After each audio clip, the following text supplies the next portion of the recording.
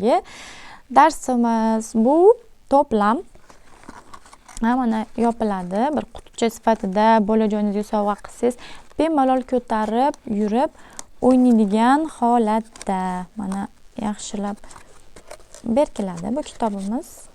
Mana shunday sumkacha qilib ko'tarib o'ynab yuradigan holatda. Buni hajmiga qarab baho bermaymiz. Men kichik kitoblarni muxlisiman, shaydosiman. Chunki o'g'lim motorikasi, ya'ni unga kichik kitoblar juda ham yoqadi. Qizim ham yaxshi ko'radi. Sumkachalariga solib, o'ynab yurishni va aynan bu kitob nega yoqdi bilasizmi? Bu kitob til o'rgatishi muhim, lekin undan ham muhimi u tuyg'ular, harakatlar, jarayonlar va yechimlar haqidaligi. Men asosan hamisha aytaman, bolamga til o'rganish muhim emas. Tilni albatta o'rgana oladi, lekin u tuyg'ularini, holatlarini, yechimlarini, qayerda nima qilish kerakligini, qaysi so'zdan qanday foydalanish kerakligini o'rganish uchun men albatta hamisha o'zbek tilida o'qib beraman. Sekin asta bosqichma-bosqich o'zbek tilida o'rganib bo'lishgandan keyin ingliz tiliga o'taman. Men shunchaki ingliz tilida o'qib bersam, bolam mana buni excuse me deb shunchaki ingliz tilida o'qib bersam, rasmlar orqali taxminiy tushunishga ega bo'ladi, taxminiy ilmga ega bo'ladi. Lekin men o'zbek tilida o'qib berganim kabi chuqur bir anglash ola olmaydi. Shuning uchun menda ikkita tarozini tanlash bo'lsa, til o'rganishimi yoki ilm, ya'ni bu dunyo ilmini, yashash ilmini o'rgangan afzalmi deganda men yashash ilmini tanlayman. Chunki tilni o'rganishga ulguydi.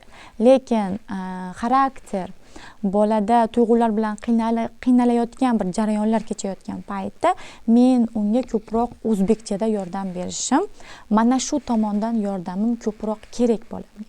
Shuning uchun tuyg'ularga, yechimlarga asoslangan kitoblarni ko'proq tanlayman. Bu kitoblar kichkinaligi bilan o'zlariga jalb qiladi, yonlarida olib yurish, sayohatlarga chiqqanda olib olish. Masalan, bitta mavzuda emas, mana 4 tasini olib olsam ham hech qancha og'irlik qilmaydi, hech qancha noqulaylik tug'dirmaydi. Shunday olib olamiz, hatto qo'llarida, o'zlarining sumkachalarida ushlab ketishi ham mumkin. Masalan, mana please, iltimos degan so'z. Bu kitobni asosan 6 oylikgacha bilasiz, bolalar, oq-qora fondagi kitoblar. 6 oylikdan keyingi bolalarga ham tavsiya qilaman, lekin asosan 9-10 oylik yoki 1 yosh arafasidan ko'proq. 6 oylik bolalarga rasmlari biroz kichiklik qiladi. Men kitoblarni shunchaki maqtab o'tmayman, har tomonlama tahlil qilaman.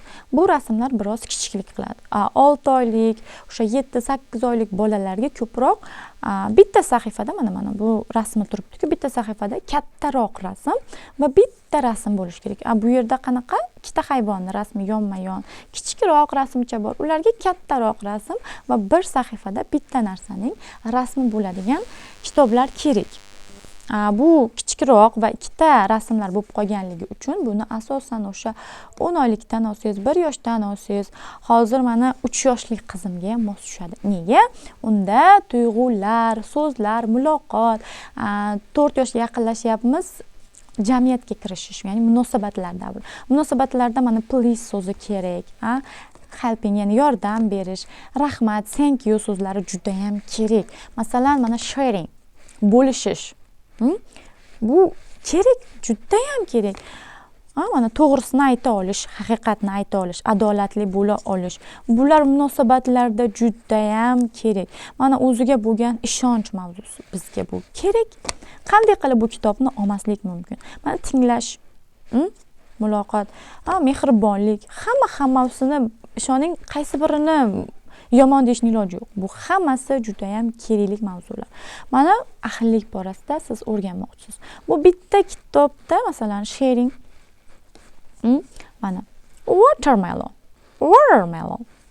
Xohlang til o'rgating, xohlang tarvuz, arbuz, xohlang ruscha o'qing, xohlang inglizcha o'qing.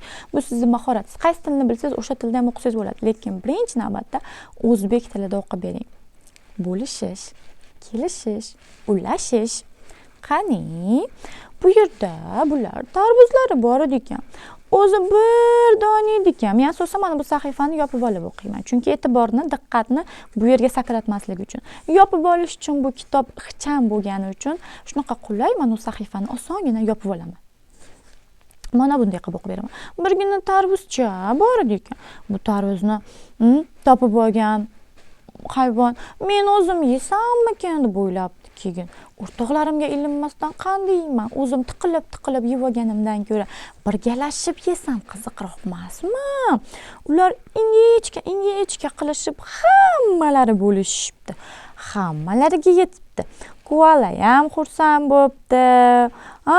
Ayiq ham xursand bo'pti, sher ham xursand bo'pti. Hammalari xursand bo'lishibdi. Birgalikda bo'lishib yeyish qanaqangi mazza. Bitta o'zi yeganda voy ochim ko'rib qolmayaptimi, hech kim talashib olib qo'ymaydimi degan qo'rquv bilan yerdi. Birgalikda bo'lsa hammasi bir-biriga qarab qanaqa ekan, Shirin akammi, urug'lari senda ham chiqdimi deb suhbatlashib, rangi qanaqa ekan, yana tarvuz topsak, keyingi safar ayiqcha topib olsa, hammalariga beradi, yana birga yeyishadi.